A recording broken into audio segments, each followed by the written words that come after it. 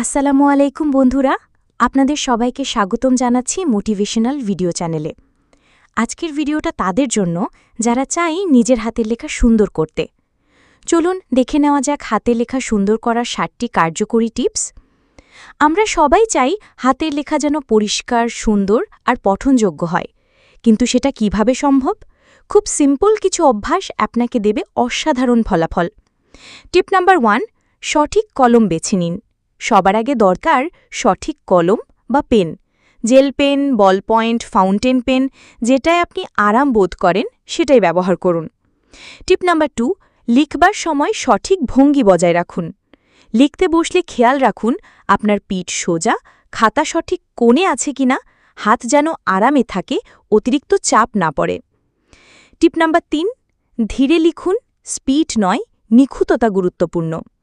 দ্রুত লেখার চেষ্টা না করে ধীরে ও স্পষ্টভাবে লিখুন।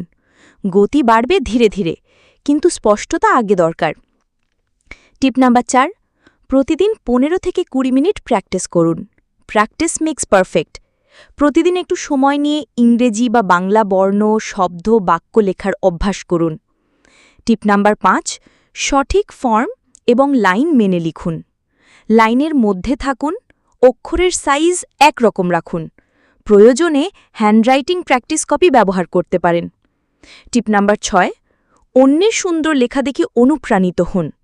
ভালো লেখার উদাহরণ দেখে শিখুন।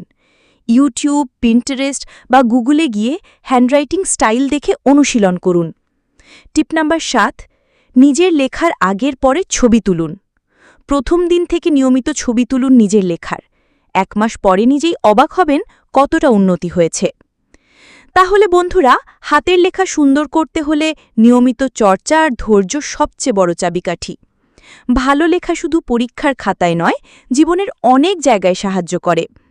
ভিডিওটি ভালো লাগলে লাইক দিন, বন্ধুদের সঙ্গে শেয়ার করুন, আর এমন আরও ভিডিও পেতে আমাদের চ্যানেলটি সাবস্ক্রাইব করতে ভুলবেন না।